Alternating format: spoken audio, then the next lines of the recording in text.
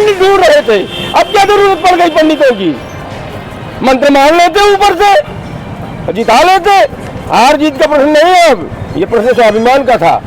हम लोग हार जीत में हम लोग कभी विश्वास नहीं करते। हार जीत तो राजनीति में होती रहती है, कभी हम जीतेंगे कभी वो जीतेंगे।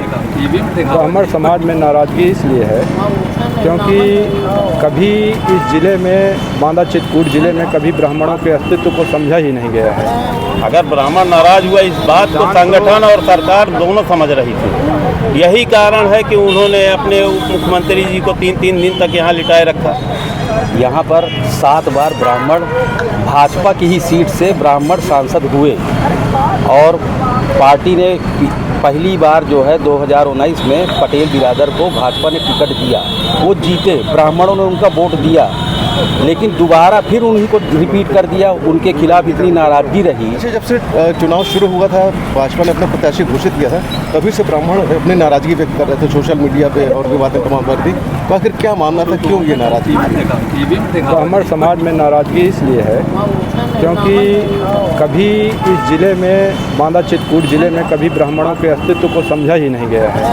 ना ही उनको कभी जो है किसी भी पद में या किसी भी प्रतिष्ठा में या किसी सम्मानित जगह पे उनको रखने का कार्य नहीं किया गया है। इसलिए ब्राह्मण सोचते सोचते ये पूरी तरह से अस्वस्थ हो चुका था। अब उनको कहीं भी राजनीति में जगह मिलने वाली है और ब्राह्मणों की पूरी एकता को ख़त्म कर दिया गया है, जिस कारण से इस बार ब्राह्मणों की नाराज़गी बहुत ही ज़्यादा हो चुकी है। पूरी तरह से भाजपा हार चुकी है। आपको क्या लगता है कि भाई ब्राह्मण अचानक से भाजपा से क्यों रुष्ट हो गए? ये नाराजगी पार्टी से थी नहीं, या प्रत्याशी से थी? पार्टी से कोई नाराजगी नहीं है ब्राह्मणों की, ना प्रत्याशी से नाराजगी थी। लेकिन चूंकि पार्टी तमाम तरह के सर्वे करवाती है, ज़मीनी स्तर सर्वे करवाती है, प्रदेश स्तर तक ले जाती है सर्वे को, तो उन सर्वे का कोई औचित्य न निकाल करके उन्होंने 51 में से 48 सीटें जो है बगैर किन्हीं सर्वे किसी पैनल के उन्होंने दिया। तो स्वाभाविक है जो तमाम दावेदार थे, क्योंकि हमारे ज़िले की राजनीति शुरू से ही, जब से मैंने होश संभाला है, ब्राह्मण और पटेलों की राजनीति थी हमारे ज़िले में। तीसरा शायद कोई दल रहा हो जो जिसने कभी कोई प्रत्याशी रहा हो जिसने बीच में आ करके, और कोई वर्ग नहीं था। सवर्णों से ब्राह्मण और ओबीसी कैंडिडेट से और एससी से जो है जज, ये मान लीजिए कि पहले बसपा लड़वाया करती थी हमारे यहाँ, तो एससी कैंडिडेट अधिकतर उतारती थी। फिर इसके बाद लेकिन उनका जो है कुछ हो नहीं पाया, तब उन्होंने पटेलों को उतारा यहाँ से। चुनावी मैदान में उनको सफलता भी मिली, पूरे बुंदेलखंड में सफलता मिली। तो हमारे ज़िले की खास तौर से राजनीति ब्राह्मण और पटेलों पर आधारित। तो जब इनको टिकट हो गया तो स्वाभाविक है कि तमाम जो टिकट के दावेदार थे उनमें रोष आया कि भाई हमको टिकट क्यों नहीं दिया गया, किन कारणों से, किन परिस्थितियों से। भाई पिछली बार हम जैसे 2014 का इलेक्शन माननीय भैरव प्रसाद मिश्र जी जीते थे लगभग 1.5 लाख वोटों से। पूरे चित्रकूट जनपद का ब्राह्मण उनके साथ था। सारी कौन ब्राह्मण जातीय बंधन तो मोदी जी के कारण टूट ही चुके थे देश में। तो बंसल जी तो उन्होंने 100% लोकसभा में अपनी उपस्थिति दर्ज करवाई। उनको राष्ट्र के बेस्ट सांसद का अवार्ड भी मिला, लेकिन अकारण उनका टिकट अचानक काट दिया गया। पार्टी का सर्वे रहा होगा, उन्होंने अपना कोई कि इनके ये जीत पाने कंडीशन में नहीं है, उन्होंने कटवा दिया टिकट। तो वो टिकट कट करके स्वाभाविक था कि फिर अगर ब्राह्मण को टिकट नहीं मिल रहा तो पटेलों को मिलेगा।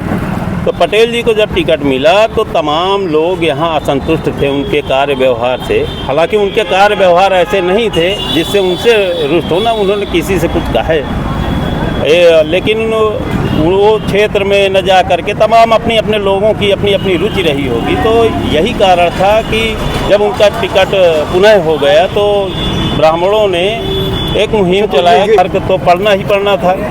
अगर ब्राह्मण नाराज हुआ इस बात को संगठन और सरकार दोनों समझ रही थी। यही कारण है कि उन्होंने अपने उप मुख्यमंत्री जी को 3-3 दिन तक यहाँ लिटाए रखा। केंद्रीय मंत्री, उत्तर प्रदेश सरकार के तमाम जातियों के मंत्री जातीय समीकरण साधने के लिए उतारे और यहाँ का दिया हुआ संदेश पूरे बुंदेलखंड तक में। ब्राह्मण पार्टी से नाराज नहीं था। यहाँ पर 7 बार ब्राह्मण भाजपा की ही सीट से ब्राह्मण सांसद हुए और पार्टी ने पहली बार जो है 2019 में पटेल बिरादर को भाजपा ने टिकट दिया, वो जीते, ब्राह्मणों ने उनका वोट दिया, लेकिन दोबारा फिर उन्हीं को रिपीट कर दिया। उनके खिलाफ इतनी नाराज़गी रही, यहाँ वो बालू का काम करते रहे, उनके लड़के के कारण ज़मीन खरीदा उन्होंने, अपनी ज़मीनों में रोड बनाया और लोगों को गाली गलौज करते रहे, ब्राह्मण शब्द को लगाकर गाली गलौज करते रहे, समाज और अन्य समाज को भी गाली गलौज किया। तो इस कारण से ब्राह्मण इनसे नाराज़ हुआ और ब्राह्मण फिर से भाजपा ने टिकट रिपीट कर दिया। तो जब भाजपा ने टिकट रिपीट किया है तो ब्राह्मण इस बार भाजपा को वोट नहीं कर रहा है। यहाँ खुलेआम सब कोई जय गणेश की ओर चला गया और जो टिकट के दावेदार रहे अच्छे दावेदार थे। ये ज़रूरी नहीं था कि भैरू प्रसाद मिश्रा को ही टिकट दे देना था 24 में। किसी आनंद शुक्ला मांग रहे थे, जगदीश गौतम मांग रहे थे, चंद्रिका उपाध्याय मांग रहे थे और ढेर सारे नेता थे, उनको देना चाहिए, लेकिन नहीं दिया। 7 बार भाजपा के सांसद हुए यहाँ से, बांदा लोकसभा से भाजपा से हुए, अन्य दल से कभी नहीं हुए। जो ब्राह्मणों की नाराज़गी थी, वो नाराज़गी कुछ मामलों को, मुद्दों को लेकर के थी। पहला तो एक ब्राह्मण बाहुल क्षेत्र था और हम लोग यह कयास लगा रहे थे कि हम लोग को उचित भागीदारी मिलेगी। उचित भागीदारी नहीं मिली, अनुराग शर्मा जी को झांसी में दे दिया गया तो यहाँ बैकवर्ड कर दिया गया, ऐसा उनका तर्क है संगठन का। क्या भाजपा का कार्यकर्ता सिर्फ दरी बिछाएगा?